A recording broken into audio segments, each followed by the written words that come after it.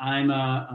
I'm a perfectionist at heart, and so I'm just as much as anyone want to develop that perfect plan or get that program or that new protocol, whatever it may be. You know, I'm a data guy, so it's like whether it's a survey or a data collection tool, I want it to be just perfect before we like release it into the wild. And I think that's totally contrary to what, you know, improvement cycles are all about, because I think really, you know, in reality, there is no perfect tool. And that more often than not, as soon as things get out there into the messy, complex world, you're going to discover that like it didn't work quite the way that I expected it to, right? And that this needs to be tweaked or adapted here, or that, you know, we didn't think through this completely, and so we need to make these changes. And so, so I mean, I share that just from a, like, personally, I share that with folks that, you know, hey, I openly admit that I am a perfectionist, and I am somebody who will get us bogged down in like the little details of something. And I own that for a group that I work with, whether I'm leading that team or whether I'm just a, you know, facilitator on the side, and say, I want to challenge us to not fall into that same trap, because in getting improvement is about learning and learning what does and doesn't work. And if we keep things perpetually in a state of like planning, like, well, it's not quite ready yet enough,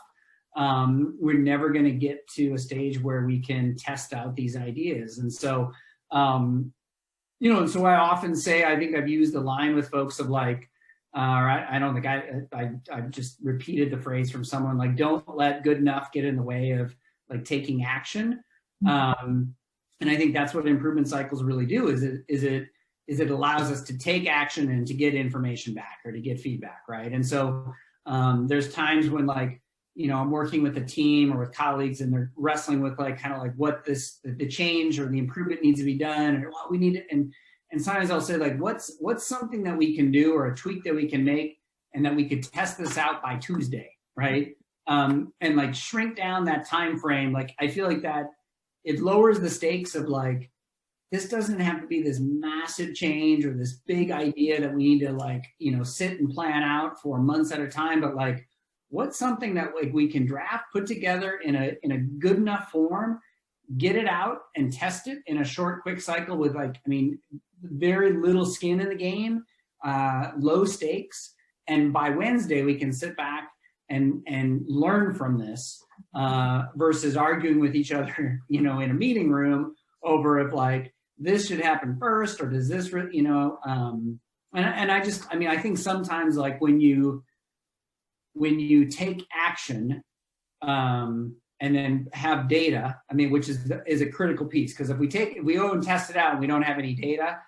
we come back that next week and we're still just back at that same spot arguing over like, we should have done it, you know, like, but if there's data that shows, you know, hey, this survey, folks did understand it well, and it did capture the data the way that we wanted it to, or that this particular protocol for, you know, teachers greeting kids in the hallway,